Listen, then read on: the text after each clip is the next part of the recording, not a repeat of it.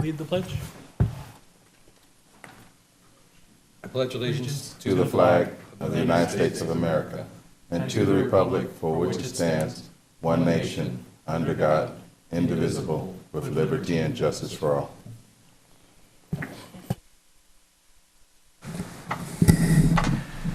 Okay, next on the agenda are announcements. So I do have one announcement for tonight. I actually have two. First, I would like the board direct their attention up to the screen in front of them, and you'll see that tonight's meeting is being recorded. The video is being put onto a flash drive, and then that video recording will be available at the station and on our website for any of the public that wants to pick it up. So I want us to welcome tonight G Tech SF, and Bill Griffith is the tech that is working inside the room there. And so as the board has requested over the last several years, we are now live, as they say. Number two, I was just contacted just a little while prior to the board meeting in regards to our closed session item tonight, and the labor negotiator has nothing to report out. So it's truly at the board's pleasure if they want to have closed session or not. Those are my only two announcements. Okay, Can we ask questions about those two items at this point or later? yeah, you can, if the chief happens to have the answer at this time. I'm sure he knows, but Chief, so we're recording now, and you said live, but we're not really live, we're recording, right? So what's the next steps on getting us live streaming? I don't have that answer for you right now, We're working on that though, but right? we are working on it. Okay. Okay. And I had a quick question too, is what video platform we'll be using? Will it be like just uploading it on YouTube and putting the link on the site, or is it gonna be? The way I understand it is that they will present us with a flash drive at the end of the meeting, and then the information on that flash drive will be put on Dropbox, I think, because that's the only way it can take that much information. And then that'll be your link off of our website. I think there's so much information there, for some reason you can't just put it onto the website. I'm not. Oh, that's fine, yeah. So. Well, then I'd like to make a comment then. I don't know how the rest of the board feels, or even what we need to do about it, if anything, maybe nothing. But I would richly like to see us have this live streamed and promoted so that people can watch it in real time. And personally, I'd be happy if it were on YouTube. It would be archived there. I'd be happy if it were on Facebook. It would be archived there. And I think it would be relatively minimal cost to do that, but I really think we ought to have this available, being live streamed so that people can watch it in real time. But I'll quickly add to that one more question, sorry. What's going to happen with that thumb drive? Is it going to get posted to the website, or where's it going to go? That's correct. And then also, there'll be discs, CDs, available at the station to pick up for people who don't have internet. But so presumably tomorrow or soon thereafter, people will be able to see it on the website. I can't answer the time frame. I don't know how quickly we'll be able to make that happen. Okay? Oh, Help by answering the question? So let me take one more step. Yeah. I mean, understand that it has taken a while for this to occur, but I think this is the first step in being able to provide this to the public. And so I just want the board to recognize that we actually have made this leap, and then it's great. incrementally we'll okay. do the rest. Mr. Griffith, Sure, if you go wanted ahead. to. You are the tech. Hi, I'm Bill Griffith, G-Tech SF. To answer your question, the file that comes out of here is raw, and it'll need some post-processing in order to make it a file size that's small enough to be streamed. In the future, we're working on ways to stream it live. The options are, Facebook, we have Granicus here in-house. There's YouTube, there's a bunch of options. It just requires some setup beforehand and some planning. So there may be some costs associated with it as well. Yeah. But we can get it upline. We can get it online as soon as you'd like. I have a very fast internet connection, so I can upload to YouTube or whatever you want after the meeting. Yeah. Thank you. Okay, any other questions regarding the two announcements Chief Craig made? No? Okay, hearing none, we'll move on to, so items 4 and 5, we'll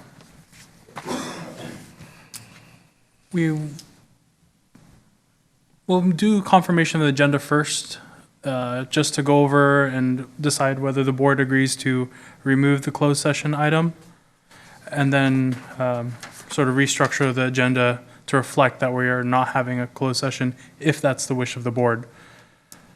So we'll do confirmation of the agenda first. I think if we have a consensus of the board to remove the closed session, that would be items 4, 5, and 6. Do we have a consensus to remove those? Okay. Yes. Looks like we have a consensus, so items 4, 5, and 6 will not be sort of handled during this meeting. Okay. Everything else will remain in the same order.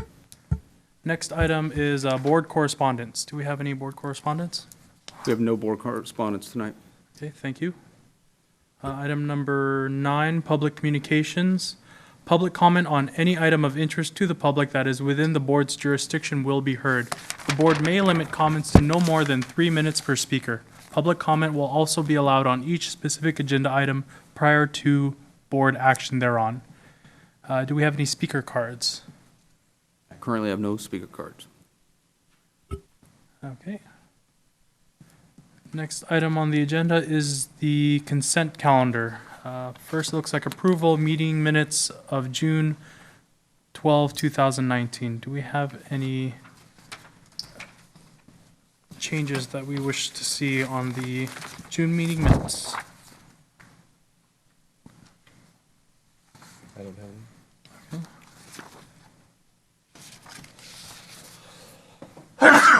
Excuse me.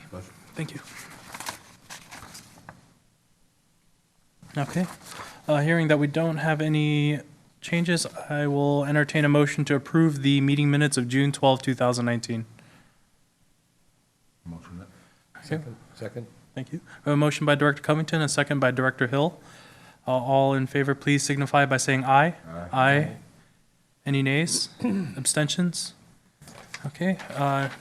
Item 10B, review of transmittals.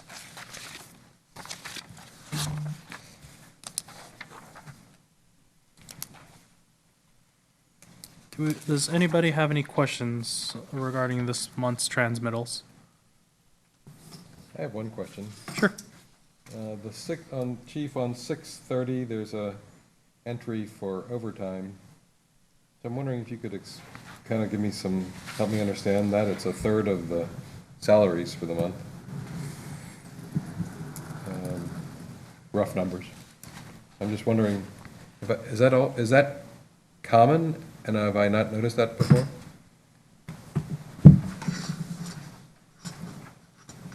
Without having the prior months in front of me, I can't answer whether it's common or not. This could be an outlier, it may not be. It may be, that sounds just about right for me. We do still have one person on workers' comp, and June is a popular month to be on vacation. So this is, so that was on 6:30, so this is for It's actually for what period? May. For May.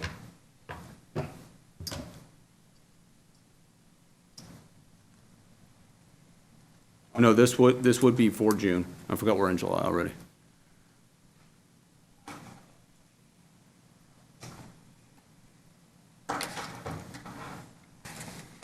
Thank you.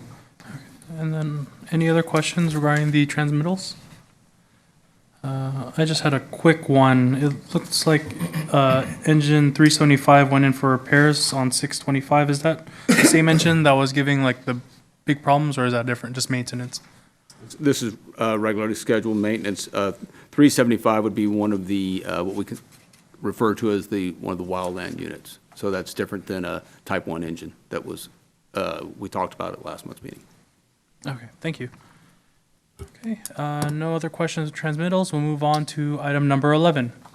Resolution number 2019-09, a resolution declaring intention to continue to levy a fire suppression assessment and supplemental fire suppression assessment on all parcels of real property for fiscal year 2019 to 2020 for the Rodeo-Hercules Fire Protection District. There are two sub-items: set benefit assessment rate of $52 per risk unit for fiscal 2019 to 2020, which is an action item, as well as 11B, which is set supplemental benefit assessment rate of $59 per risk unit for fiscal year 2019 to 2020, also an action item. Do we have a staff report? Do, and because of the nature of this item, I will read the staff report. As you stated, this is for our current benefit assessment that has been in place.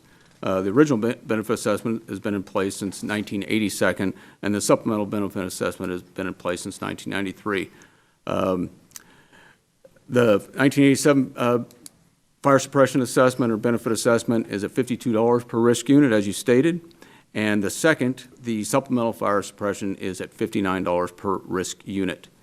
In order for the assessment to continue each calendar year during the month of July, the Rodeo-Hercules Fire Protection District Board of Directors is required to adopt a resolution to continue to levy the fire suppression assessment and the supplemental fire suppression assessment on all real property.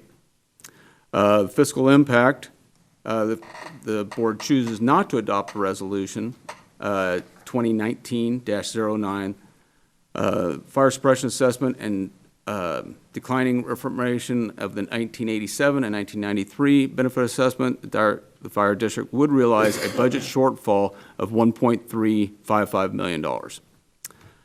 Staff's recommendation that the board reaffirms levying the collection of the benefit assessment for 1987 and 1993.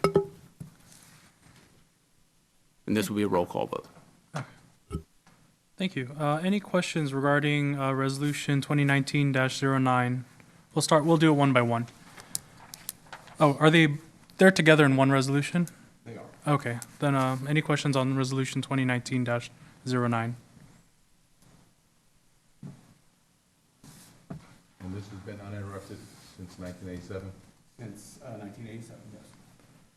Chief Craig, when was the last time that this has increased and? There is no CPI on the benefit assessment, and I don't believe there's any, without actually having a whole new benefit assessment vote, that would be the only way you'd be able to change that. But there is no CPI on the benefit assessment. So this number has remained in effect. And let me clarify, there was a maximum amount we had for the benefit assessment, and we rolled up to that maximum amount. Don't quote me on which times, but let's say in 1987, we started at $50, and our maximum amount was $52. That occurred during the last 20 years. And same thing with the $59? Correct. Okay. So we are at our maximum amounts for both of those benefit assessments. Okay, so both of these were sort of a voter-approved benefits? Were voter approved. These were at 50+1. There are no benefit assessments. I don't think they're allowed like this any longer. And you can see by their age how long we've had them. I have a question, Chief. If for some reason it didn't get approved, how would the department absorb? We would have no way to absorb Would it. have no way to absorb. These are critical funds for the department. I noticed that just since it's a new system we've got, the sign is flashing, reminding us to push our buttons for the microphones when we talk, Okay. which I just didn't do either. Not too late. Mine's on, just saying. Any other questions? Just one quick one. Were these two benefit assessments, sorry to go into the history about it a little bit, but even I'm a little curious about, were these put in place before Rodeo and Hercules became one, or was it in place when it was just Rodeo? No, they were put in place when it was Rodeo-Hercules. Okay. What would, say, a theoretical expansion, et cetera, or anything of that? How, is there anything structurally with the organization that could make it so that we would no longer either qualify or be able to collect this benefit assessment? Or is it sort of something that as long as the board approves it every year, we will get it? That is correct. The latter? Yes. Okay. Thank you. Do we have any other questions from the board regarding this resolution? Any speaker cards? No speaker cards. Okay. With that, I will call for a motion for Resolution 2019-09 to approve it. So moved. Okay, do we have a second? We have a motion by Director Hill and a second by Director Covington. We will do a roll call vote. Director Covington? Yes. Director Gabriel? Yes. Director Hill? Yes. Director Thorpe? Yes. Let the record show 4 yeas and then 1 absentee. Okay, and just for the record, I know it says 11A and 11B are each individual action items. By passing this resolution, we have passed both action items. Okay, Measure O Oversight Committee Report. Discussion and possible action item, Measure O Oversight Committee Bylaws. I'll take this one, Chair Gabriel. Richard P. Arota, General Counsel. What was sent to you are edits to the Measure O Oversight Committee bylaws that were presented to the board from the committee. At this time, we can go through the proposed changes, or if the board would like to, it's really at the board's pleasure, take a month and review them. They could do that as well. I know that we came kind of late. I did explain that we had a little bit of a technology transfer issue when we had the version that was provided to us by the committee, so we had to retype them. But they are in total and ready to be approved after this presentation, if you like. So if you wanted me to go through them today so that you can approve them, you certainly could. Otherwise, if you wanted to carry them over to the next month and have them reviewed, you certainly could do that as well. I had a chance to review them myself, and I think I'm okay, but I do want to make sure that there's at least a consensus from the board to move forward on this item. I'd like at least one thing, because it's not clear to me, I don't see a key that tells me whose edits I'm looking at. I see a lot of changes. Well, first of all, I see 2 pages that are completely redlined. And then I see the rest of the pages seem to only be one editor's comments, so I don't know who's redlining what. Understood. So what you have here was the version that was provided to us by the committee. The red lines are mine and Alex Moggs. So I'm sorry, yours and whose? Assistant Counsel Alex Mogg. He's been here assisting before. Yep. And what we did was compare what was provided to us with a strict reading of the ballot language, obviously. And that's what we based our red lines upon, as well as clarifying and simplifying some of the language that was redundant, could be distilled down to a sentence, essentially. So that's what we did. So just playing that back, just to make, I'm slow. Playing that back, what I'm looking at here is council's Correct. suggested changes to what the Measure O committee submitted. That's correct. How far does that deviate from our original Measure O bylaws that, We did it's a strong mix of both, actually. We think part of it is, again, distilling some language that was added by the committee to just a couple sentences, recognizing that there is an oversight function that is prevalent, but we wanted to tie it right back to what legally is required under the ordinance. okay. Well, does the board either had an opportunity to review the copy sent by Mr. Pierota or feel comfortable with moving forward and having him go over the changes and the implications of those changes tonight. I know this has been a standing topic for a while now, and like I said, I myself am comfortable moving forward and discussing this item, but I do want to make sure it's at least a consensus from the board. I'm okay with moving forward. I've had a chance to look at it. I wasn't quite sure what I was looking at, but now that you've explained it, I think, I'm okay with that. I guess the question I have is, has the committee seen these markups too? No. Okay. Our direction was provided by the board. We take direction from the board.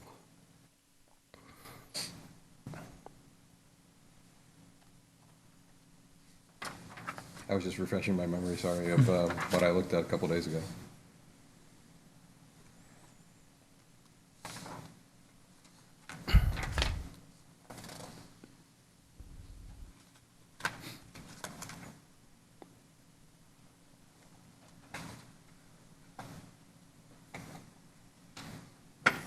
One thing I was refreshing my memory on is the issue of the tax. I think of the right language here, I can't quite find it. The Taxpayer Association item? Yeah, and is that, for some reason I can't even see it. One member, Go to section 7.02. maybe it's in the wrong place.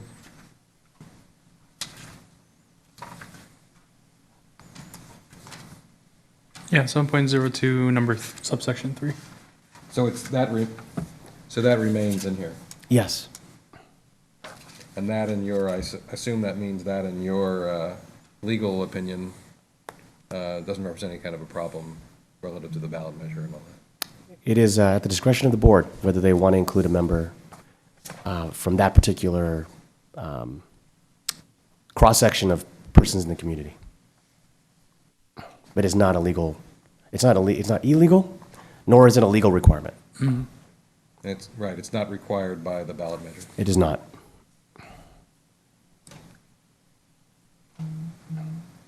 I think that was the only thing that stuck out to me. I wouldn't Yeah. mind having a little discussion around that, if that's appropriate. Sure. Well, I mean, I'd like, if the other board members are okay with going forward and discussing this item. Director Covington, are you okay with going forward? It sounds like Director Hill's open to it. Director Thorpe, are you okay with engaging in this discussion? Okay. Well, in terms of making this as efficient as possible, I think one thing that we can do is Director Pierota, or Mr. Pierota, sorry, I just put you on the board. Would it be okay, you've went over the original bylaws that we passed and sort of had an opportunity to compare the changes from here to there. Yes. I think that would be a good way to go off it. We as a board have already gone through the original bylaws and what implications and what sort of effects would this new bylaw set have versus the previous bylaw set. Sure. Let me go over the highlights then. Thank you. I want to point the board to section 4.01, which is section 4 purpose. This is an important section. If you go to the second paragraph, the changes there are noted in that they do provide the purpose of the committee is primarily on the proceeds and the reporting on the use of the proceeds. And the committee shall convene to provide oversight and related reporting for the following. And that would be that the Measure O revenues, matching to what was provided in the ordinance, are deposited into a separate account created by the district, and then ensuring that the Measure O revenue are expended only for the purposes described in the ordinance, which is also included in the language above. What was added by the committee, which we've included but distilled into a sentence, is that neither the board nor the fire chief shall attempt to interfere with or inappropriately influence the preparation or presentation of the committee's annual report. That's important, and that provides the level of independence that I think the committee was looking for. And then we go into section 4.04 and 4.05, that the fire chief shall provide the committee with copies of all public financial documents of the district as requested by the committee, including but not limited to annual audits and financial reports. and the administrative support function that the fire chief and the district provide is important and included in here. So that's a summary of Section 4 and the changes that I think distill what was provided by the committee, but also match what is required by law and the ordinance. So if there's no questions on Section 4, the highlights of that's important. That's a very important section.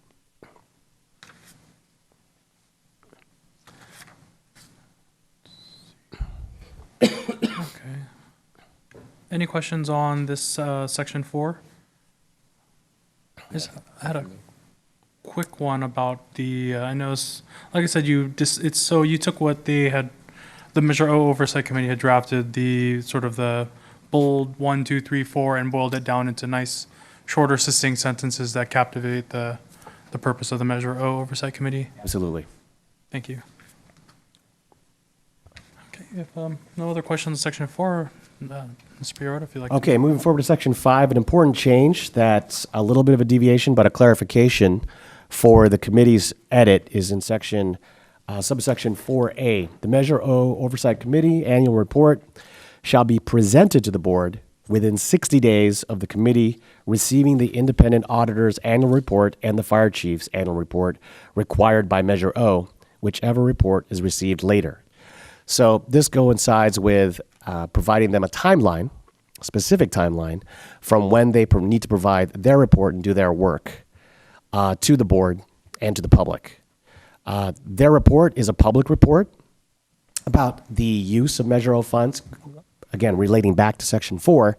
And so they had set a timeline for themselves. We wanted to clarify that the timeline be clear, that the committee's activities provide that this report that they have to provide be done within 60 days after they receive either the annual auditor's report or the fire chief's report on the use of the Measure O funds, whichever comes later. And the fire chief's report on the use of Measure O funds is required by the government code. It goes without saying that we just took the government code reference out because the fire chief already knows he has to provide that report anyway.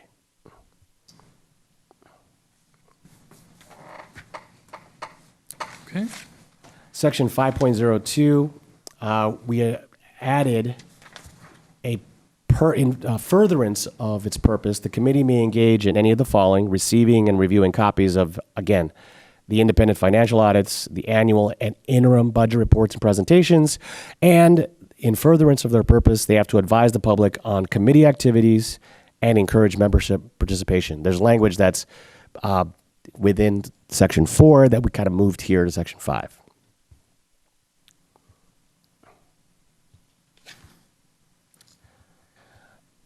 There are no changes to what the bylaws were submitted in sections, the rest of Section 5, no changes from what the committee provided, no changes to Section 6 regarding the district's duties as requested by the committee.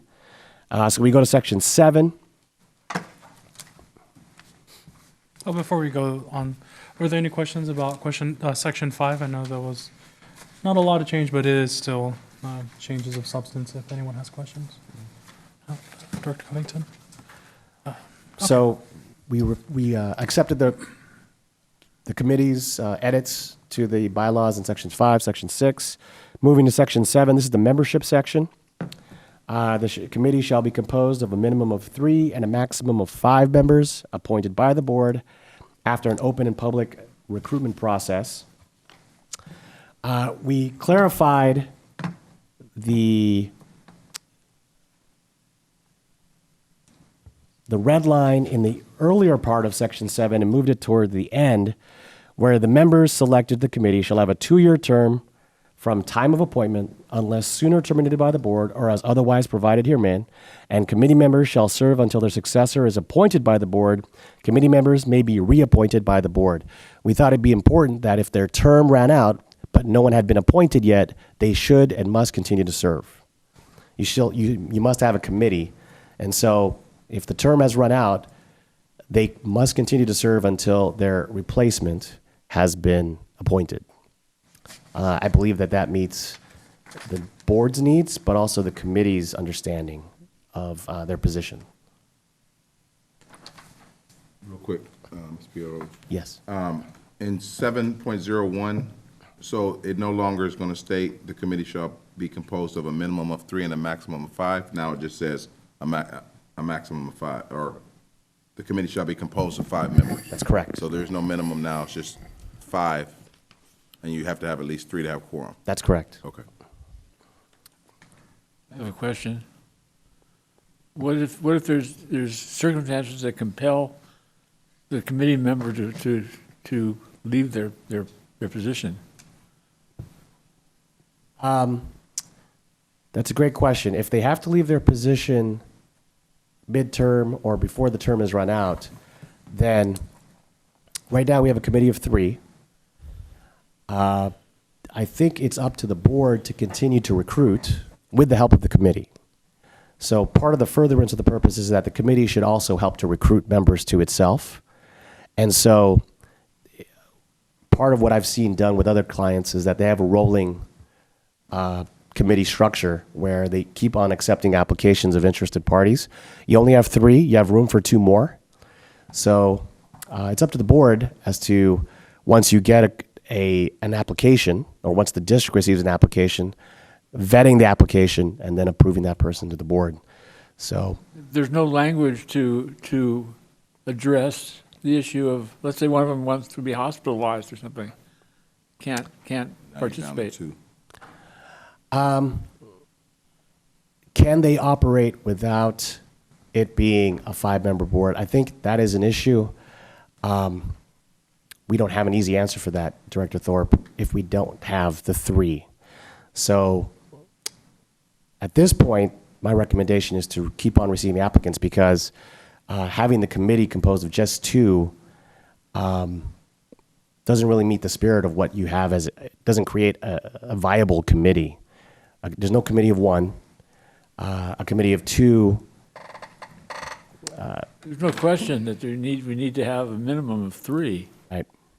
but there's no language to address the circumstance whereby one of them has to leave for some compelling reason.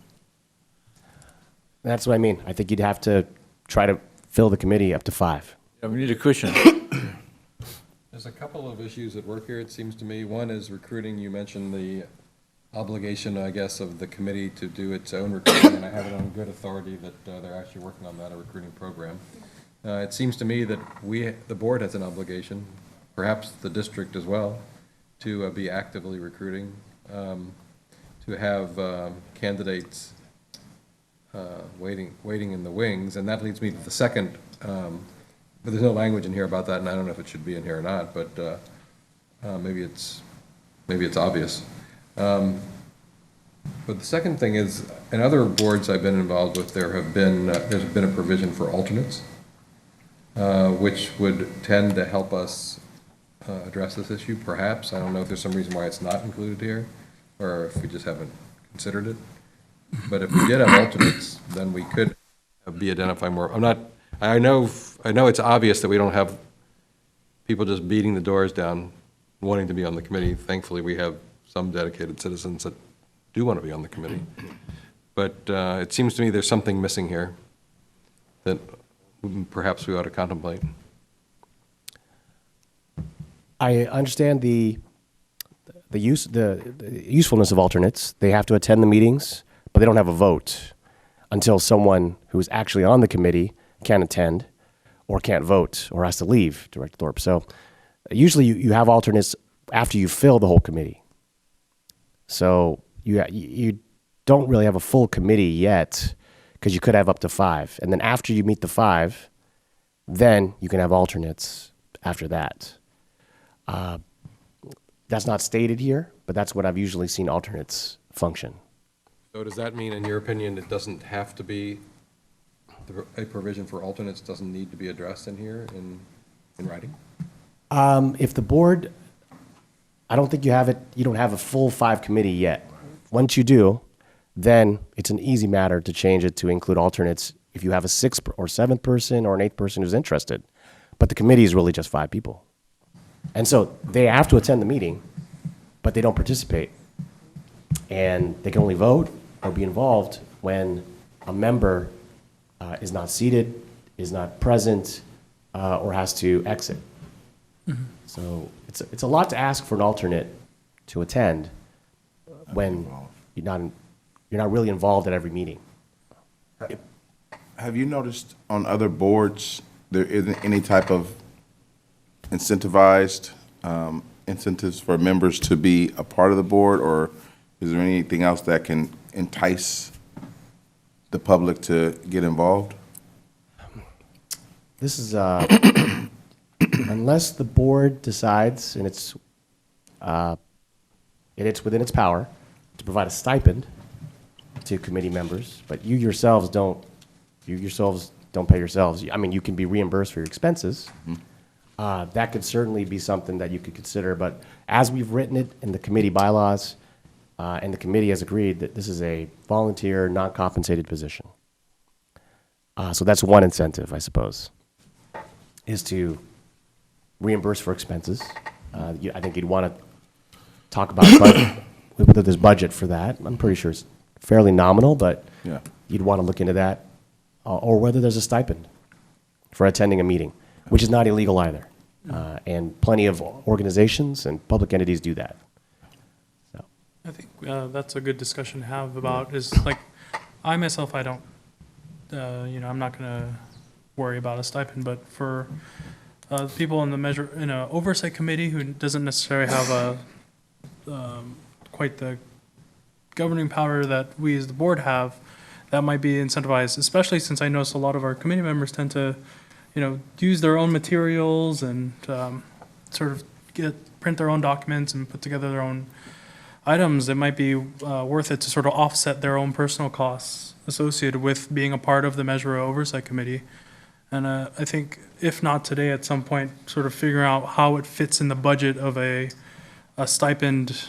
And I don't know what the going rate is for a stipend in an oversight committee, but that's something that we can at least entertain and moving forward. And that might actually help with recruiting efforts, so people don't have to bear the burden of getting their own things together. I'd be interested in entering into that discussion. I thought you were going to say I'd be interested in moving over to that. In fact, I'm done, I'm out of here. First application to the oversight committee. But like, I do want to make sure that it's, we're not going to either be undercutting or overcutting in an oversight committee. I don't know what the going stipend is, and also how it fits in our budget, because we are not necessarily flush with cash for things like this. Like I said, Mr. Pierotta said, we ourselves are not being provided a stipend in any sort of way, which is sort of, the point is to be reflective of how tight the budget is for the district. But if we want to leave that on the table for now and sort of come back around as soon as next month, I don't imagine looking at a couple oversight committees to see what they offer as a stipend and implication to our budget. That can be an action item to come back around next month. If it's okay with the board, of course. That's a good idea. It seems like we have a couple of candidates out there that we just need to reel in, which might fill up our committee.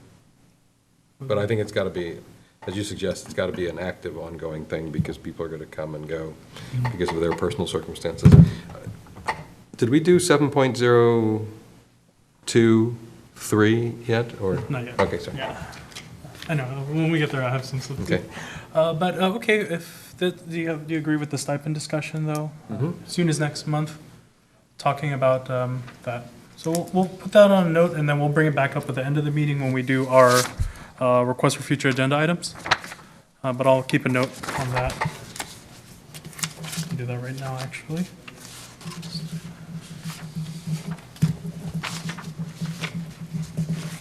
Okay. Any other questions as it pertains to the section 7.01? No? Okay. Mr. Pierotta, if you wanted to continue on? Or were there anything else in that section? I think you had a discussion pending on 7.02 subsection 3. Yeah. Or did you want to go over those sections first? Or was there anything you wanted to Okay. Any questions or comments from the board as it pertains to 7.02?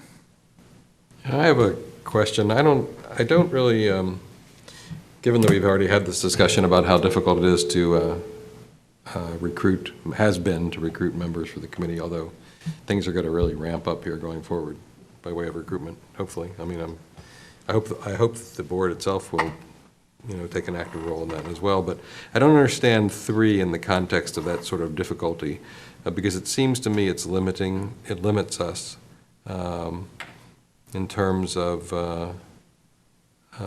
filling up the committee, if you want to think of it that way. I don't understand I have no objection, I hope no one infers that I'm objecting to bona fide taxpayer associations. I'm not. But I don't know why we would limit ourselves by having that. Certainly one of the members, one of those 5 members could certainly, I would think, be a member of a bona fide tax association, but in the 6 months that I've been tracking this, I haven't seen any bona fide taxpayer association members stepping up to the microphone to volunteer themselves. And I don't know why we limit ourselves. It doesn't seem to make sense to me, given the circumstance. Okay. You can take that out, if that's the board's pleasure. My understanding is that one of the members is a bona fide, is a member of a bona fide taxpayer organization, Mr. Fries. This could be useful if you can't find anyone else. If you round out to 5 and nobody is a member of a bona fide taxpayer, only one of them is a member of a bona fide taxpayer organization, then it's possible that they could qualify. You could qualify for both if just one of the persons is both a member, is a resident or a property owner in Rodeo or Hercules. But we could take it out if you want to make that a specific requirement. That person still has to be a resident or a property owner in either Hercules or Rodeo, but they also have to be a bona fide member of a taxpayer organization. Well, to me, it seems like, and maybe it seems ridiculous to contemplate this when we're sort of stuck at 3 for the moment and we're looking to fill out the whole committee. But it seems like we could be limiting ourselves at some point, someday, to having to turn down a otherwise qualified candidate because we would need to have that 5th person be a member of a association. And to me, I don't see the value of it. As you point out, we already, they could all 5 of them be members of taxpayer associations as long as they were residents of either Hercules or Rodeo or property owners. To me, it just seems, I don't know, I don't see the value of it. And it seems like it restricts us. To dovetail off of that is, the way the verbiage is, it says the committee shall include at least, and given that we have a 3 minimum, and let's say we have 3 members, but one of them is not a verified member of a bona fide taxpayer association, that in effect makes it so that the committee is underrepresented. So I agree that I don't think we should limit ourselves with that item. The applicant is free to put that as a qualifier or members in an association when filling out their application, but it's definitely not wise to commit ourselves to always having at least one member be a member of a bona fide taxpayer association. So I'm hearing we want to eliminate that. Well, 2 of us have spoken to that. I would agree. I would agree. What was that? They can all be, as far as I'm concerned, they can all be members of bona fide taxpayer associations. That's not the point. The point is it just limits us for no benefit that I can see. I'll take it out. And then we also had the addition of the or property owner in the section. That's part of the ballot measure? It's part of the ballot measure, yes. Okay. Sure. And where is that in here? The 1 and 2, the one member who is resident or property owner in Hercules, and 7.1, 7.02, 1 and 2. Well, the one I'm reading doesn't say that. Doesn't say that. Oh, Right above. It says 1 member who is a resident of Hercules, 1 member who is a resident of Rodeo. Oh, I'm sorry, it's in the paragraph above. Number of committee members shall be a balance of property owners that reside in the city of Hercules and the town of Rodeo. I'm looking at the right version. Yeah, It's in the paragraph above. no, mine's in that portion, Oh, really? 7.02. Yeah, no, mine's not. 710. Oh, and registered to vote. That may- And registered to vote. Members of the Oversight Committee shall be residents or property owners within the district and registered to vote. And then the next paragraph, next sentence, employees, officials, vendors, contractors, or consultants of the district are not eligible for voting or active membership on the committee. The number of committee members shall be a balance of property owners that reside in the city of Hercules and the town of Rodeo located within the county of Contra Costa. And we're going to take out, and one member shall be a resident or property owner within the district, is also a member of a bona fide taxpayer organization. I'm sorry, I must have a different version in front of me because I know yours is in 7.01 and 7.02, 1, 2, and 3. Mine says resident or property owner in Hercules. And this is from the copy that I got a few hours ago. So I just want to make sure I'm looking at the right one. You are. Okay. Well, that's different from what I'm looking at. Yeah, because I have. And I printed this from what I got on Friday. It's been updated since Friday? Yes. Oh, yeah. How'd that get distributed? I emailed it to you this afternoon. Oh, I didn't. That.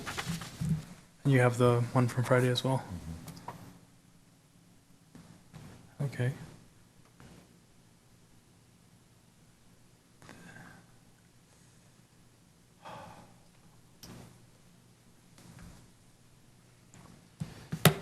Mr. Priyo, if you pull that up. The one I was sent. Oh, well, what are we going through now? Are we going through the one that was distributed Friday, or are we going through the one that was,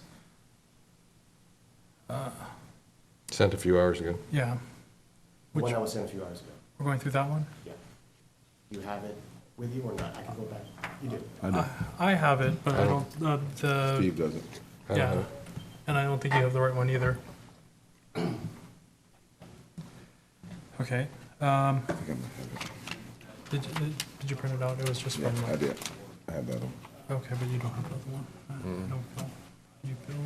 So is there some way to highlight the changes between those two, or do we need to put this off for a month? I'll ask, yeah, what changes have been made since the version Friday versus the version sent earlier today? Give me 1 second. Sure. Is it over here on the table? Did we provide a, If you indulge us just for a minute, see if we can put it up on the board so everybody's looking at the same one. Board. That would be great. yeah, that'd be perfect. Is it gonna be available on the monitor as well? Yeah, do you have a flash drive or anything? You can hook, you can, no. We'll take a short recess, if that's okay with everyone. We'll take about 5 minutes to get this taken care of. Yeah. And then we'll come back. The time is 7:49. We'll shoot for 7:55. Thank you. Okay.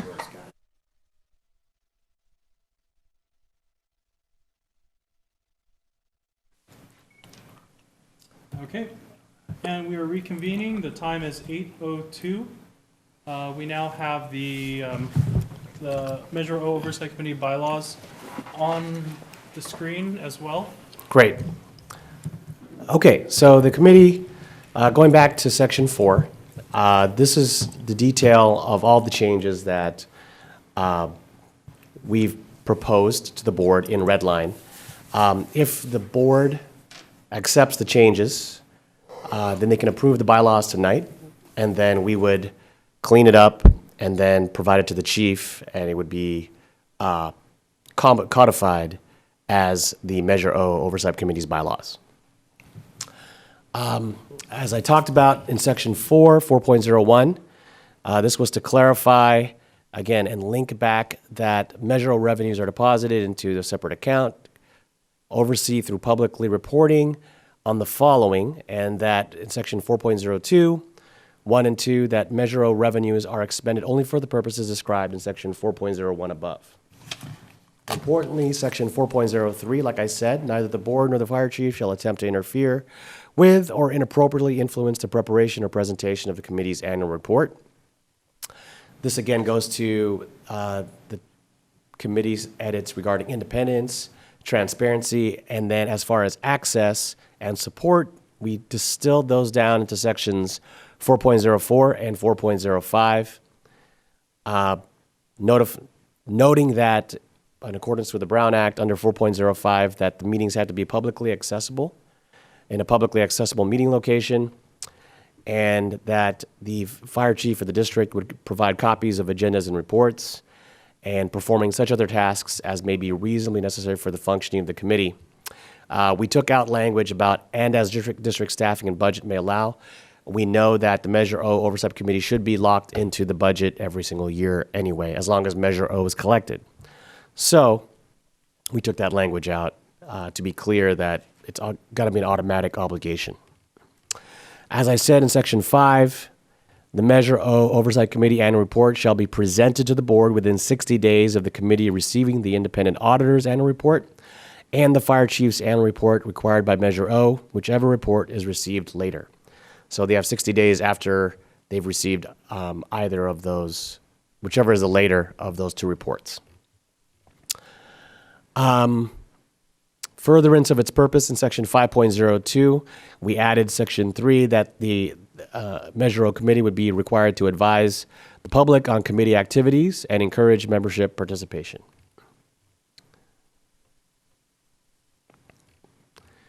We didn't change Sections 5 and 6.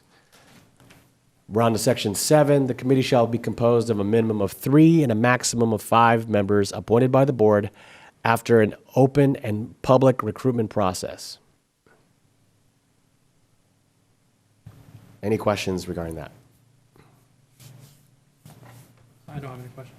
Anyone? Continuing with that paragraph, Section 7.01. This is the language we're talking about, that members of the Oversight Committee shall be residents or property owners within the district and registered to vote. Committee members shall be a balance of residents or property owners that reside in the city of Hercules and the town of Rodeo. And one member, we're going to remove this, is my understanding. One member shall be a resident or property owner within the district who is also a member of a bona fide taxpayer organization. Dependent on the number of members on the committee, a majority shall constitute a quorum of the committee. Excuse me. There's an and in there that I'm not sure is intentional. Resident and property owner both. The implication is that they reside in both places.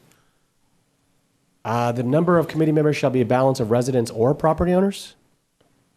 Is that what you're? I can't quite read it. The second line, where it says, in the city of Hercules and the town of Rodeo, property owners that reside in the city of Hercules and the town of Rodeo. I see.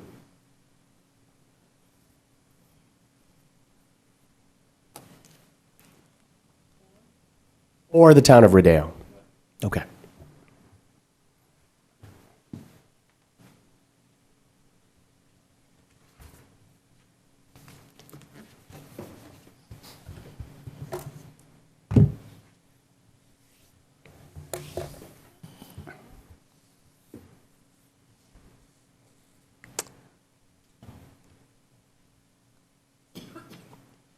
Any other questions regarding the rest of that paragraph?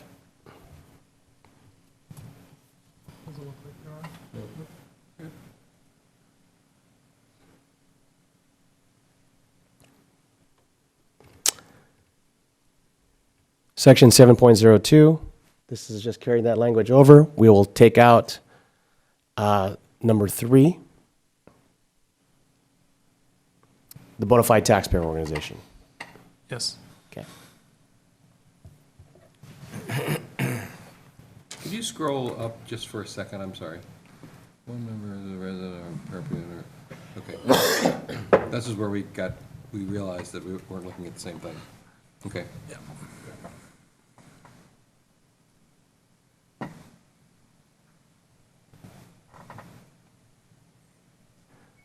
None of this was changed from what the committee provided.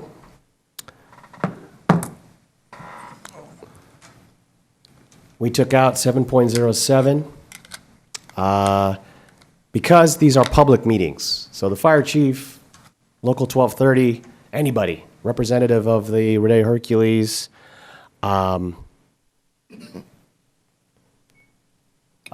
any resident, these are public meetings that are being held by the committee, so anyone can attend and comment. So we didn't believe that it was appropriate that a member of the union or the fire chief himself would be a member of the committee as an ex officio member.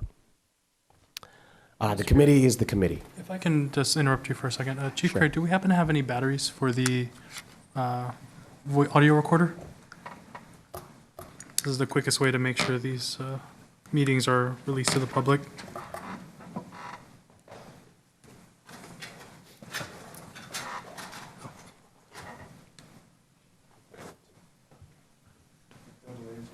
AAA? Yeah.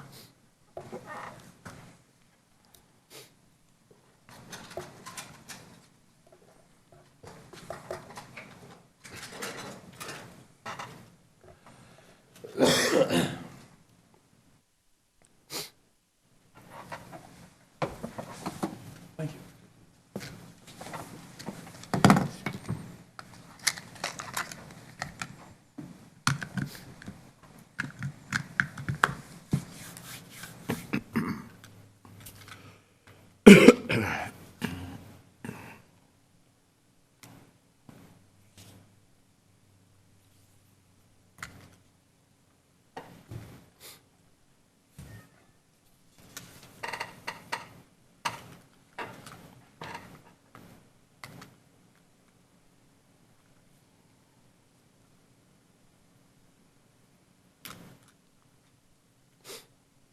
Sorry about this.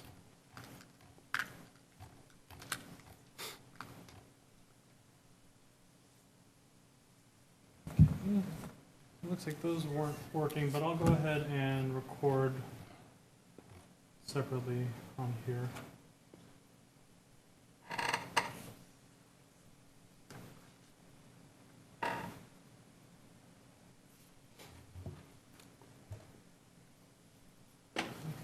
Apparently my phone doesn't record either. Yeah, these batteries were dead. Brand new in the box. Oh, There weren't any more in the box. okay, well, I mean, we do have the live broadcasting, so I guess we'll just, Yeah, this is being recorded. okay. Okay. Terms of office, we clarified the language that was provided by the committee and distilled it down into 8.01 and 8.02. 8.02 has essentially already happened.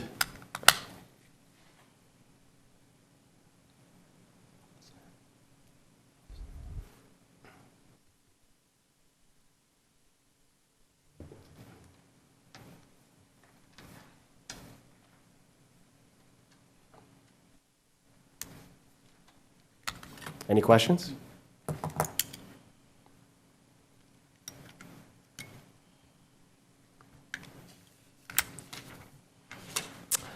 No changes to Section 9, and then we're on to Section 10.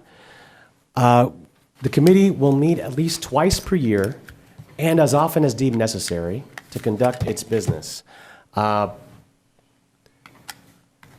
This is a change from what the committee had provided in that they were, had imposed upon themselves the third Wednesday of each month and hold special meetings. So it's up to the board as to whether, going back to the ordinance provides that the committee shall meet at least twice per year.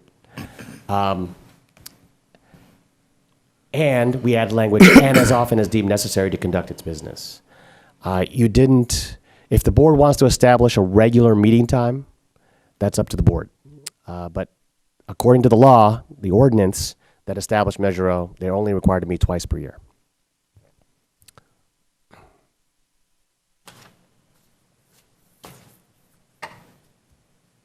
Of course, So, the way it's written, they can meet every day if they want to. certainly. According to the Brown Act, noticing requirements, yes. So they are subject to the Brown Act, which means they could have teleconference meetings if they had enough people, if they had enough members in the jurisdiction, of course, to comply with the Brown Act. And then their officers,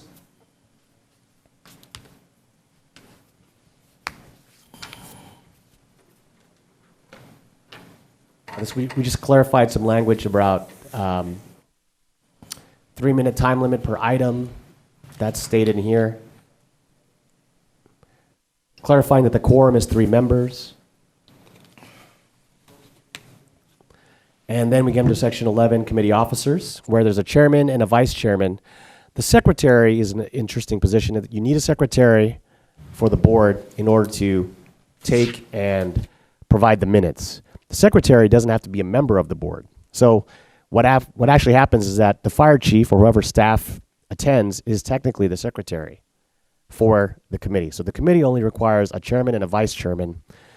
Truly, a secretary is someone that should be working for the district and then providing the minutes to the committee. So that's what we've clarified here for the board. So, let me be clear. This provides maximum discretion to the committee and minimum requirements.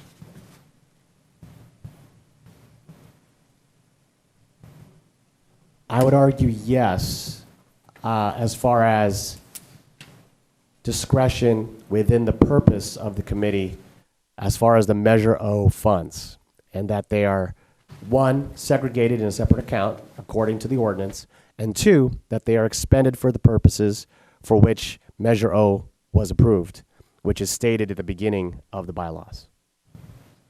Okay. They have pretty much carte blanche to report out to the public, whether in this forum, which is probably the most effective forum, or some other forum. What I've seen other committees do is press releases. They report out through the chair, either of the board or the committee, any number of ways to report to the public. They establish their own webpage on the website. That's another way to inform the public of the committee's activities. We're not making any, for lack of a better term, artificial requirements that would encumber the board, the committee in their operations. No, I think these committee bylaws are specific that the district is to provide them support. Okay, And they have to act within the Brown Act. yeah.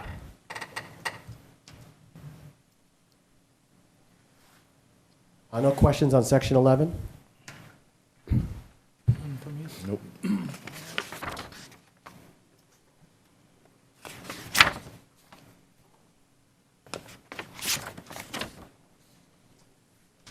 Section 12, these bylaws may be amended, changed, added to, or repealed by the board as deemed necessary.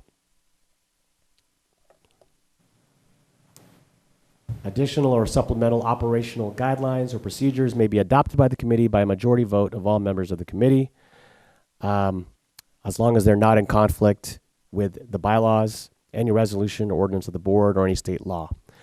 Ultimately, the board has the power to amend, change, add, or repeal the bylaws.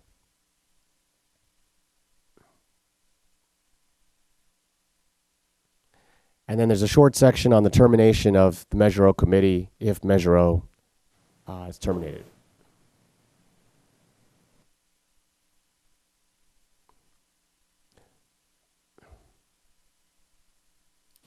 When might that occur? I don't quite understand that.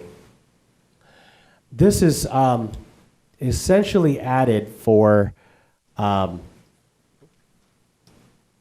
this was included by the committee in their version of the bylaws, but I don't believe that you don't have to have it in there, because if Measure O is going to be an ongoing concern, an ongoing measure, then this was the idea that the committee disbands and restarts when there's a new report. So their activities don't continue until they get the report. The auditor's report and then the chief's report on the expenditure of Measure O funds. But if it's up to the board and the committee, if the committee wants to continue throughout the year and receive the interim budget reports when the board receives them, then the committee will not terminate. But there's an idea here that once the committee has reported out on the proper use of Measure O funds, then they are disbanded until they have to reconvene again the next year when they receive the report.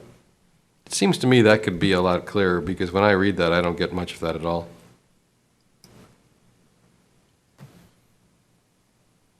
I mean, I would like to see some words in there like shall, or maybe it's even may initiate procedures to terminate and disband annually at the completion of, just what you said. And then reconvene at some point. It makes it sound like we're going to disband the committee and that's the end of it. So when I read that, I thought this would be pursuant to some future ballot measure where Measure O funds might somehow all be collected and expended, have been collected and expended, and it's over. I don't get any of that from 13.01. Understood. So we will clarify that this is, well, I guess there's another question for the board. Do you even want that the committee will terminate until their duties are required again the next year? Termination to me sounds kind of permanent. I hear you. And disbanding, I mean, I don't know, that sounds kind of permanent too, actually, but it's more like, I don't think it's the right, either one of those they don't seem to be the right word to me. I think what we're getting at here is the committee does not have to meet month after month when it's fulfilled its obligations for the year until such time as it has to reconvene. Right? I think that's what you That is said. correct. That's That's not what- correct. Yeah. So Maybe somehow we need to make that say what you explained. instead of termination, it could be like suspend or suspension of duties or something along those lines, and then just replace everywhere it says terminate and disband to, suspend for the year. And that kind of thing can be at the discretion of the committee and or the board. Okay. And then, you can maybe make a reference back to the earlier section where you said that the committee shall receive the report within X number of days, and moving forward from that. Got it. Will do. If that makes sense to the rest of the board. Mm-hmm. Okay. And then the rest is the ethics policy statement, which not changed. Okay. So if I understand all of this, I'm thinking about section 12 right now. We've received suggested changes from the committee. We've reviewed those, and they have been reviewed by legal counsel, obviously. And the committee can at any point make suggestions by way of amendments because of section 12, right? It certainly could. It's up to the board to approve or not approve. Mm-hmm. Okay. Any other questions regarding the Measure O Oversight Committee report? Or, I guess I have one question, Yeah. if you don't mind, and it follows up on Mark's earlier comment. Is there anything in here by way of the changes that you've recommended that limits the committee in any way beyond what they originally had proposed to us, their original changes? I mean, I get that we reworded things but left open the possibility of them meeting monthly, for example, or bi-monthly, or whatever it is they want to do. We're only requiring they meet twice a year. That's correct. Is there anything in here that, I didn't note anything that limits them in a way that was beyond what was already proposed? I don't believe it is. I don't believe it doesn't. Okay. I believe that it does not. Okay. Thank you. actually, there was one small thing I actually want to touch back on in section 7.05. Committee members are not eligible to apply for contracts with the district until 2 years after leaving the committee. I'd like to actually, instead of saying leaving the committee, perhaps language that says upon the date of the expiration of their term. That way, for example, if you have a committee member who would like to either work for or be contracted with the district in 2 years, they can just time it, be on the committee for like a few weeks and then decide, now that my face is out there, I can leave. So I'd like to say upon the expected expiration of their term instead of when they leave, if that's okay with the rest of the board.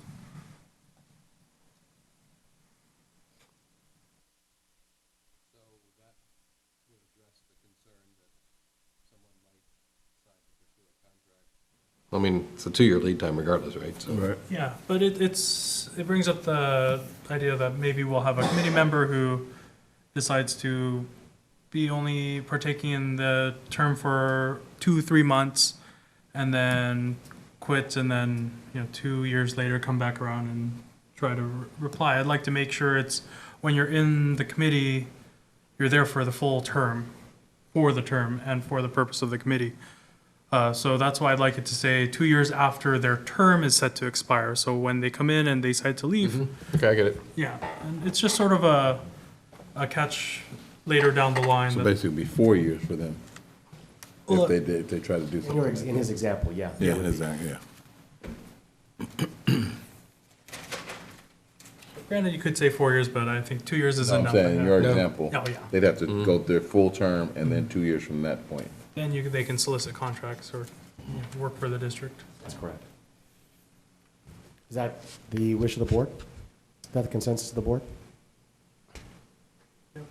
I'm good with that. Okay. And with that, are there any other questions from the board regarding the Measure O Oversight Committee bylaws? Nope. Any speaker cards? Any word from the Measure O Oversight Committee member who's present here today? If you wanted.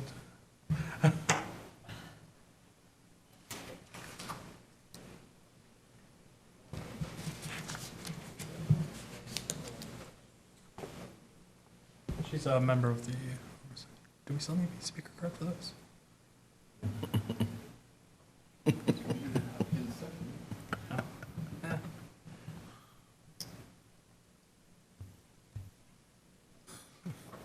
Awkward.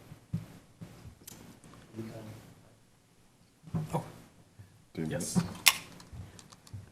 I had a short presentation, and I didn't know if it was going to be during this time or as a separate speaker card. But one thing that Director Hill presented was that we, the committee, are going to take an active participation in recruiting people. And our guidelines are that an email is going to be sent out to every single homeowners association within our district, advising that we would like people to become a member of our committee, and also attaching the questionnaire or the document that needs to be filled out, encouraging people to do that, and asking the homeowners association to put it within their minutes and encourage verbally anybody that they see in their area to look into possibly being on the district. The other thing is that since Rodeo doesn't have homeowners associations per se, but there are 3 active committees that are involved with Rodeo, I will be presenting a short speech about what our committee does and looking for people to also volunteer to be on the committee. So we thought instead of just something passive, that we really needed to go out there and look for people and present ourselves, that the committee is here and that we would like some more members.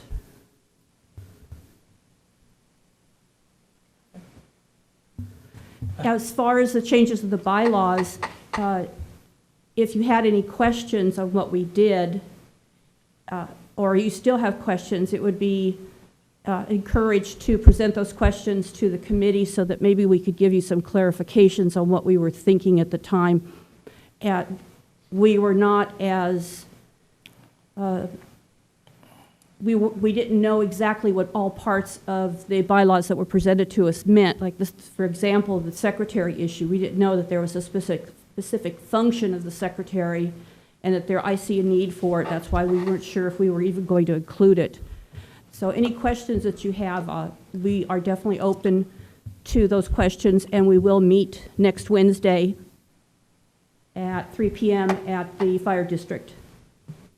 I think in regard to your solicitations, that you should specify that we're looking for 2 members. Does that make sense? Well, going back to the possibility of alternates, If we specify 2 members, then we would limit ourselves to the 5. But if we say that we're looking for members, then we are opening the possibility for the 2 additional members plus possibility of alternates. Yes, but it seems somewhat counterproductive to put this,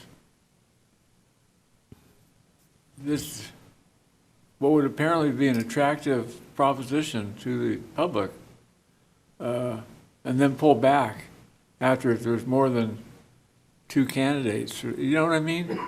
That it should, I mean, I think that it should be open the way you want it to be, but there should be some information that we're really looking for 2 members. Not that, I mean, the Rodeo-Hercules Fire District is looking for 2 members, two oversight committee members. And we would encourage everybody who is interested to apply.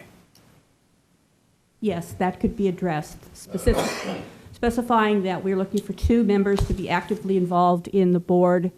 And then if there's other people that are interested, they could certainly put in their nomination, and we could keep that as, I think someone said before, we could keep that as possible alternates or somebody to look to the future if we have one of the board members leave for some reason. Yes. I think it would be great if we had so many applicants that we had to limit it, but I'm guessing that, I get the sentiment, but I mean, I would be surprised if we needed to limit it. And thank you for offering the Measure Oversight Committee for clarifications. But one thing we wanted to make sure was to integrate your comments and your suggestions into bylaws that speak to both the requirements as set by Measure O, but as well as the current makeup of the committee's wishes and desires. But we thank you for providing us with the template that we can then provide to council and move forward. Thank you very much. I'd like to applaud the committee for taking the initiative to have its own recruiting program. I think that's great. I hope you'll share my appreciation with the rest of the committee. I'd like to be there next Wednesday at 3. Unfortunately, I can't be there at that time on that day, but I would like to attend future meetings since it's now been pointed out that it's open to the public and I can attend. Yes. Okay. And with that, are there any other questions, comments from the board? Hearing none, I guess I'll entertain a motion to approve the Measure O Oversight Committee bylaws as amended here tonight. Second. Or I need to entertain a motion. Oh, sorry. Yeah. Did you want to move it? Yes. Okay. We have a motion by Director Covington. We have a second. I'll second. And a second by Director Thorpe. We'll do a roll call vote. Director Covington? Yes. Director Gable? Yes. Director Hill? Yes. Director Ford? Yes. Okay, terrific. Next item. The free trial offer expired. Fire chief report. Also, direct the board back to agenda item number 12. I believe the staff report out by the Measure Oversight Committee member may satisfy that, so we won't have to worry about the speaker card. Okay, Okay? thank you. And a comment on that, I'm just curious, I'm assuming we're not going to limit those reports to 3 minutes, are we? No, I wouldn't imagine that. Okay, That's why I was bringing that to the board's attention, that that's actually an agendized item. right. Okay? Sorry to jump back on that. So it's 12 Measure Oversight Committee report. That's when we would, okay, I just want to make sure we got the chronology right on And that. that'll always be on the agenda until you tell me to remove it. Got it. So that means, I'm sorry to belabor this, but that means that every month, Yes, sir. there's the opportunity for our committee to report to the board, That is correct. whether they choose to or not. They choose not to, then. Excellent. But that'll be their time slot or their agenda slot each month. Sort of like how we have local 1230 correspondence. Exactly. Okay. All right. Item 13, fire chief report. Okay, so in regards to the fire chief's report, I'm sure you've all had a chance to read it. I would like to bring your attention to labor relations. We did take applications for the firefighter position that we have open. We used the Joint Apprenticeship Committee's list. We received 123 eligible candidates, and from those candidates, 33 were selected to go to an oral assessment center board that was conducted by rank and file. Those recommendations then will come to me and derived from the scores that they received during those oral interviews.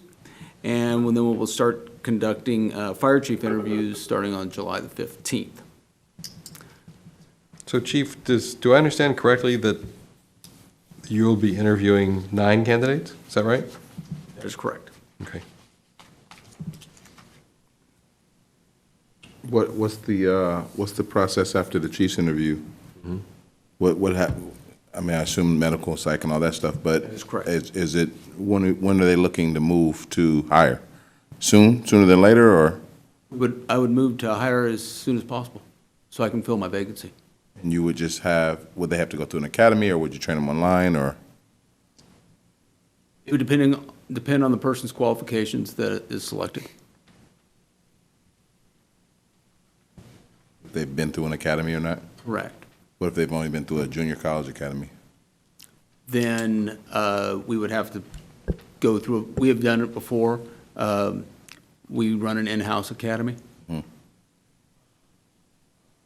which is difficult for a single individual, but we have done an in-house academy before, at a minimum of 3 people.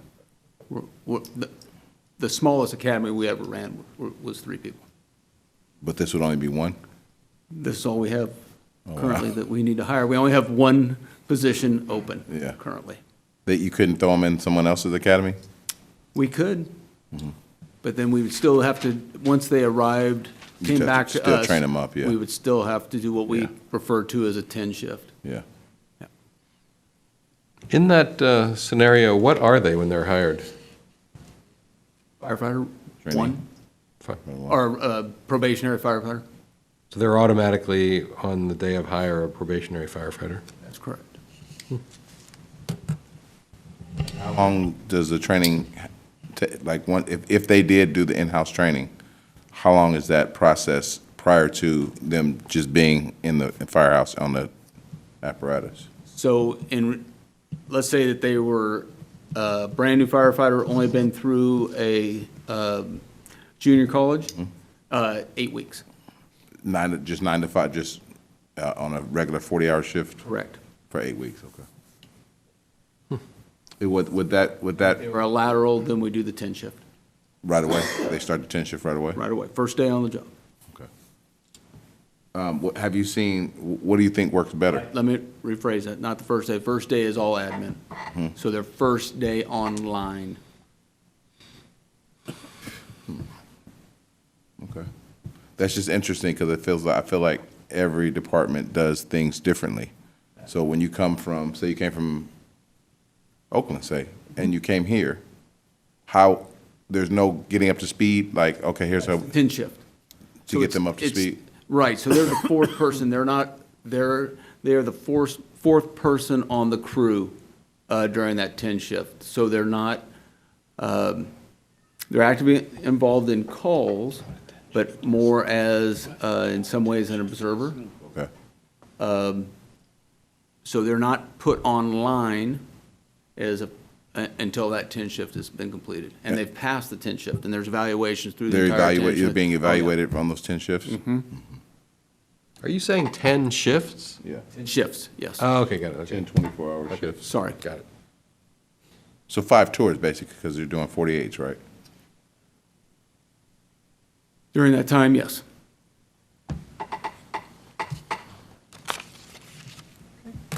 And it's how we've been doing it for quite a few years now, and it's worked for us. We haven't had any issues with it. And everybody is ready to be assigned after they finish those 10 shifts.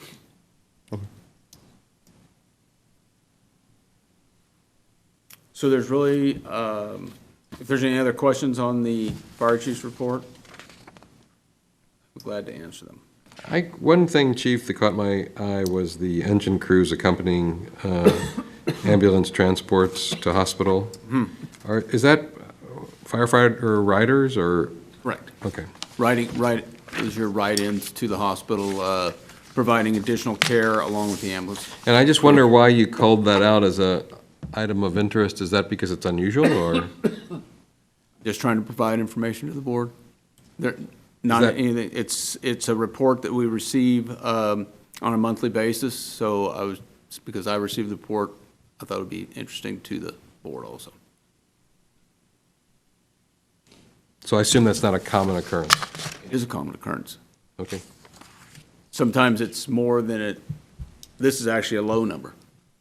I believe last month it was 7 times. Okay. And then I had a quick question regarding fiscal stabilization. So I noticed you mentioned the engineer's report and the continuing staff and tracking. Was there any update for the work with MRG on how they're sort of, I know we expanded their scope of service. Have they sort of provided anything additional or asked for further information? Their primary focus, and just like staff has been over the last few months, is finalizing the budget between the preliminary and then the final budget.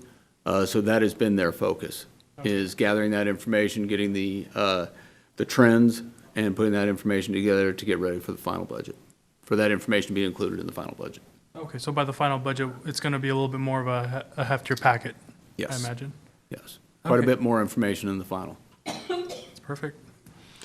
Chief, I had a question about wildfire, about weed abatement and wildfire prevention. I'm just curious, I don't know, and perhaps I'm the only one, but I don't know, where's the teeth and how do we enforce weed abatement requirements? We enforce them through the fire code itself, and in the fire code, it talks about hazards that are caused by homeowners and them not taking care of their properties, and that's not just in regards to weed abatement. That's also in regards to any kind of hazard. So excess trash, for instance, or storing of hazardous materials. So are property owners being fined? And if they're being fined, who fines them? We do have a ordinance where we can go through that process, but most of the time we start by just noticing the homeowner. If a fine does occur, it's normally is attached onto the property, and we don't ever receive those monies until the property is sold. The lien on the Correct, a lien. property. So then, in the case where that happens, and a lien is placed on the property, given that one irresponsible property owner can put a whole neighborhood at risk, how does that property get abated? Be paid to have it abated, and that's where that We pay a fine. contractor to do it? Correct. Okay. And when does that happen? Is that already started, or? We don't have any properties currently that are not abating themselves, that we don't have anybody that is in non-compliance right now. Okay. There's not a threat zone in Hercules, is there? Yes, it is. There is? Yeah, in fact, we've just changed the threat zone for the city of Hercules. I'm working with CAL FIRE on that right now. The map is changing, and actually will be including more of the city within the threat zone. What area is considered the threat zone? Pretty much from I-80, let's use that as one border, all the way to Cummings Skyway, Oh, okay. and everything that Oh, encompasses. yeah, that area on the south, really, yeah. So, but everything in between. Yeah. I-80 and Cummings Skyway. Okay. That burned last year, didn't it? On 80 and next to the refinery. Yeah. So, Okay. My last question was, is there anyone on probation right now? I just had my last probationary firefighter come off today. Today? Oh, wow. Timing. Hey, Chief, back to your the first item you discussed. Did any of your 9 candidates happen to come to the board meeting tonight? I believe they did, but I can't tell you which ones. I pretty much, as the fire chief, I do not make any contact with any of the new recruits until that time when I see them sitting before me during the fire chief's interview, to not try to taint the process. Yep. Okay. Any other questions regarding the fire chief's report? Any speaker cards? I have one question, one more question. Chief, for the initial interview, are all the candidates seen by one panel, or do you have multiple panels? 3 panels, and again, they're made up by rank and file, and not in accordance to their actual ranking in the department. And then we take the top scores from all 3 of those panels, so that, because each panel may score differently. Right. So we want to make sure we have a good cross-section. So each candidate is interviewed by each panel? No. No. No, each panel sees a number of candidates, but not all 3 this time we happen to have 3 panels. Not all 3 panels see all the candidates. So each panel saw 11 candidates, if they had 33. And then of those 11, the top scores from all 3 panels. But there's only 9. Am I reading it wrong? That's correct. Only 9 are going to 33, go. 33 went though, right? Well, we had some cancellations. Oh, I'm sorry, I see you, I get you. Yeah, But only 9 Yeah, I get made you. it to the next step. the next Yep, step, got it. Okay. Any other questions?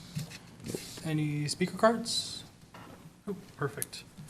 And so we'll move on to LAFCO, board member report, staff reports, jumping ahead.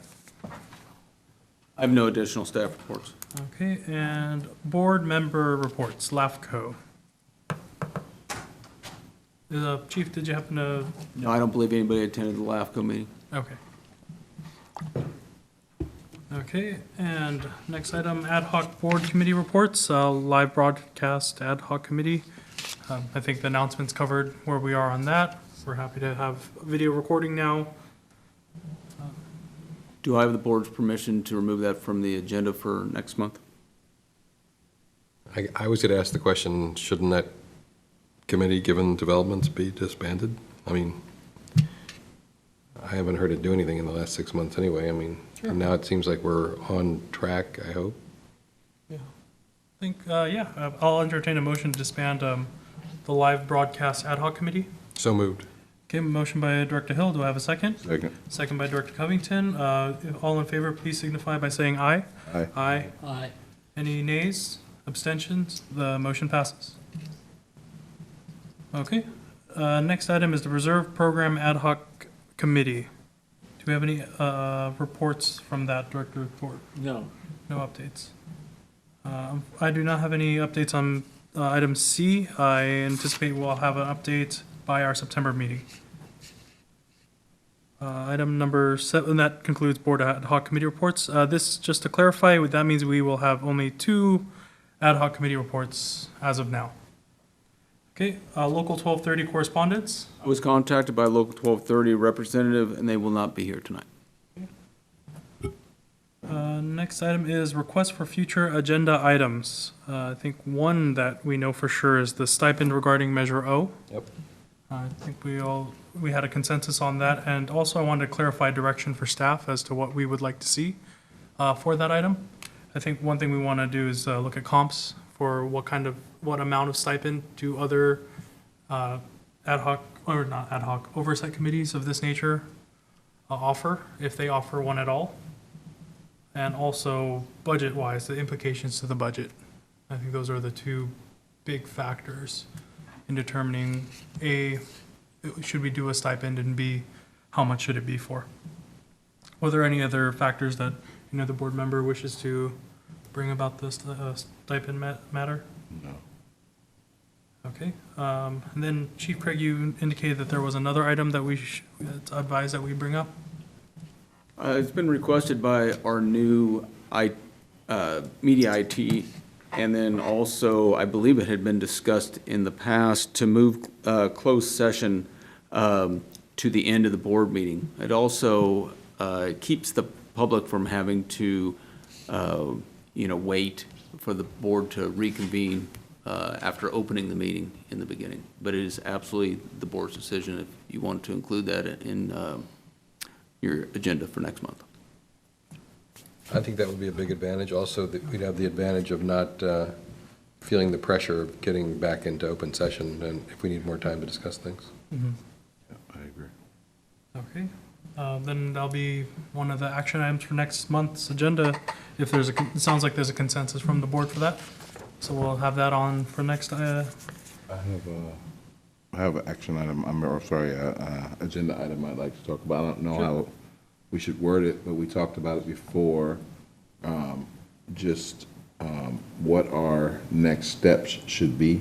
We talked last meeting about possible conversation about merging, possible conversation about what type of apparatus we should have. So maybe just getting a consensus on what as a board, what should we be shooting for moving forward? And kind of set some goals for ourselves moving forward for the rest of the year. so like big picture, I think Yeah. Director Hill also had an interest in something like that where we do some sort of workshop and sort of figure out what our big picture plan is and how the manner and the means to get to our goals. And what is most What are the important, goals? like prioritize what needs to happen first. I think, yeah, I thought the September meeting might be a good time for that, when we're all here, the budget's completed, we'll have the supplemental information from MRG at that time. So, yeah, because we would have approved the budget for August. Yeah. And yeah, I think if the board is okay with starting a little bit earlier in the September meeting as well, to sort of allow some time, because I can imagine that kind of discussion is going to take easy an hour and a half, of just figure out what our goals are, what our priorities, and what the current status is of the district. I don't think it's reasonable to have that, what needs to, in my view at least, to be some kind of a workshop, to do that Outside of the sitting up meeting. here. I don't see that happening. I mean, that should be hours, probably hours, potentially hours-long discussion. I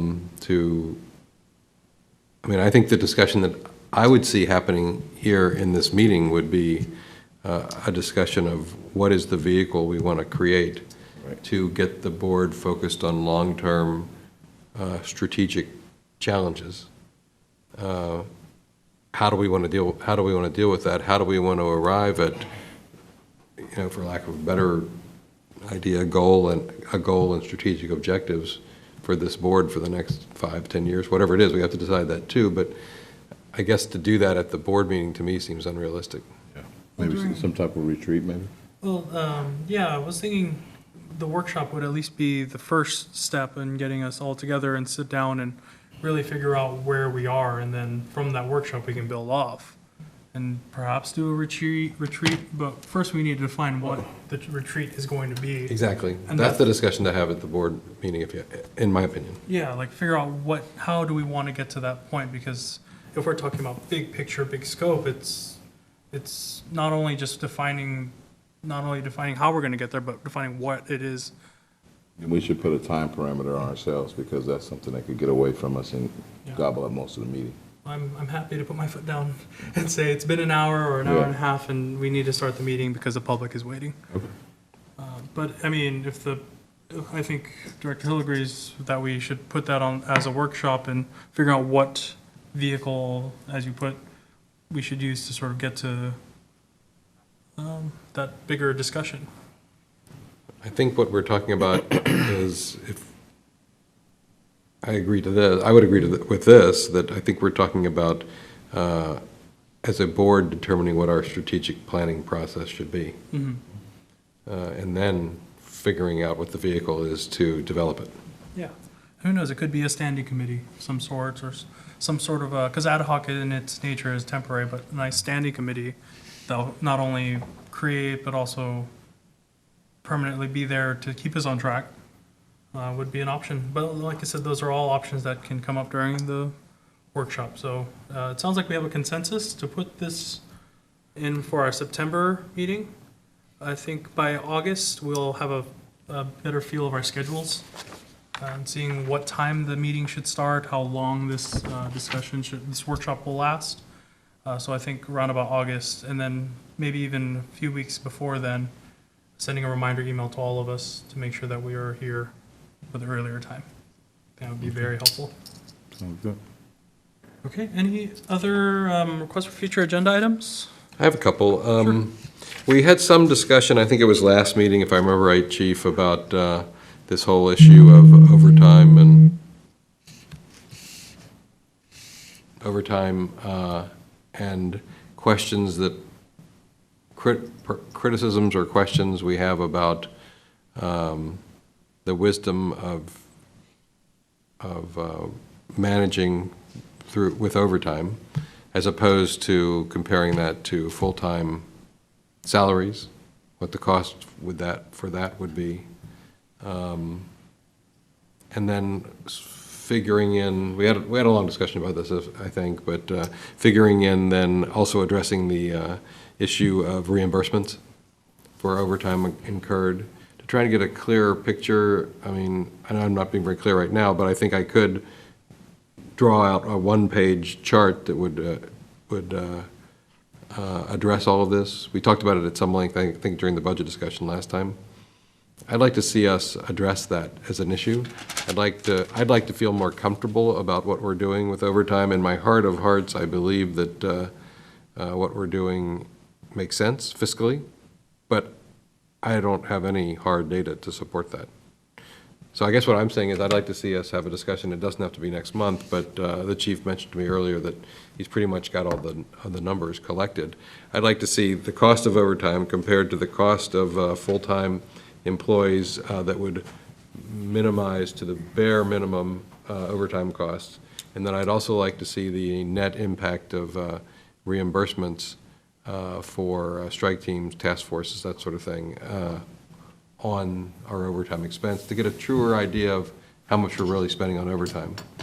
And that, I mean, it's just something I'd like to see. I don't know how the rest of the board feels about it, but I'd like to see that at some, if there's any agreement on this, I'd like to see that on an agenda sometime soon.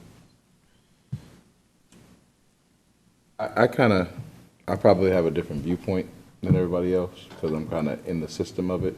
And I feel like overtime is like a part of doing business. You know what I mean? It's kind of like if you get an SUV, you don't want to do a study on how much you're paying for gas because you decided to get an SUV. You know what I mean?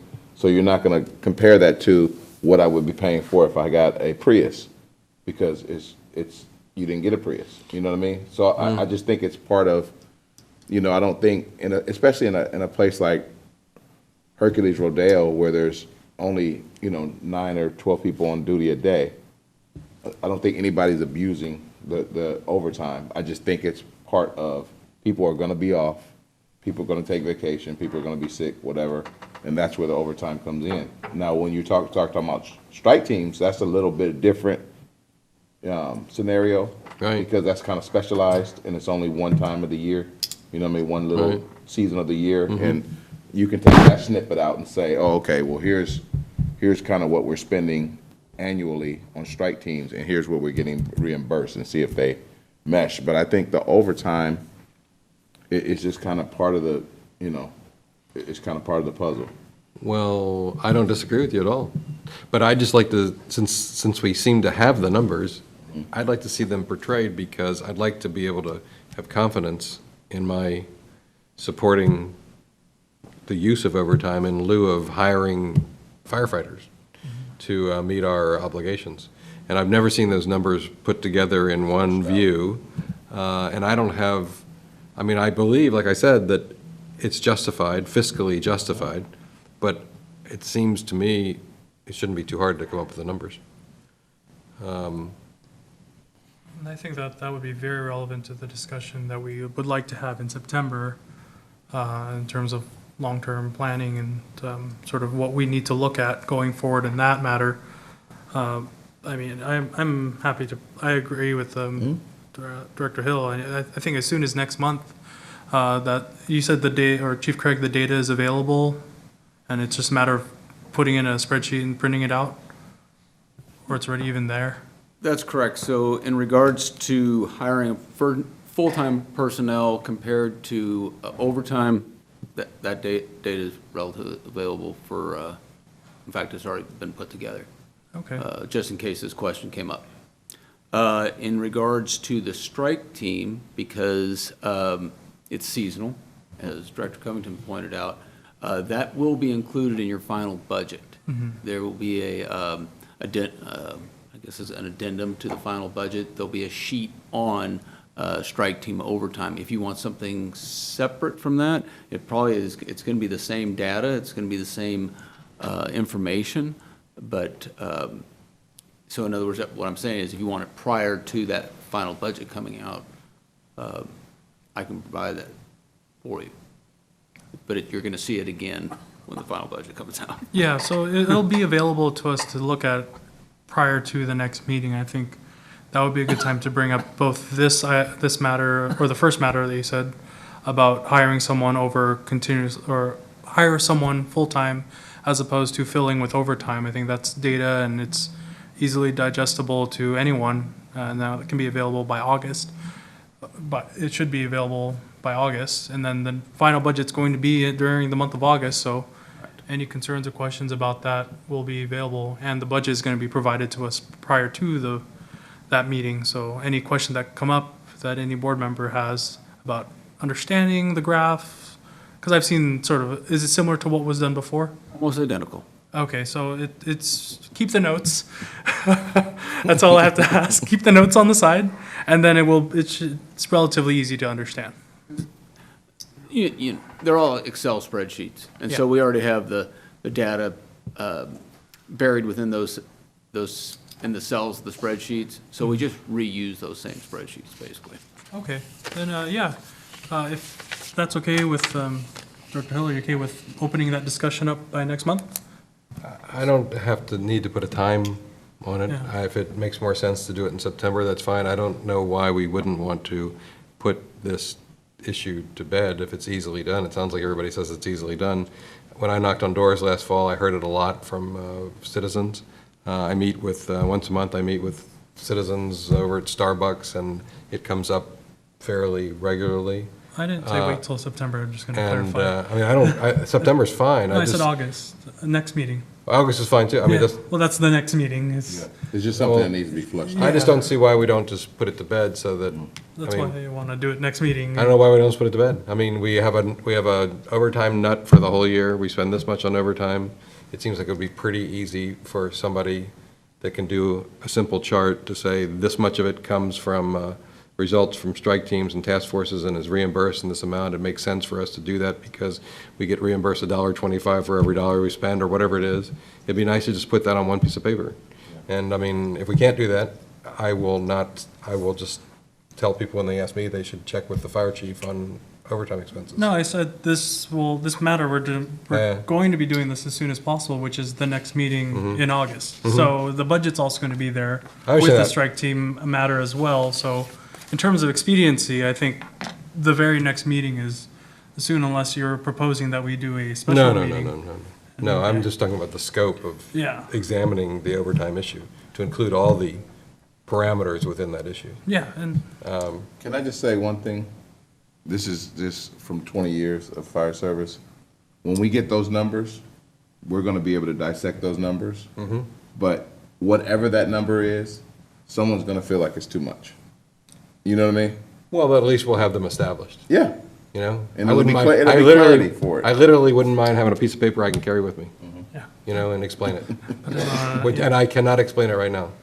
Okay, I believe we're on good, solid fiscal footing, but I have no way of knowing that for sure. I've never seen the numbers. okay. I agree. Perfect. Next month, we'll open up that discussion.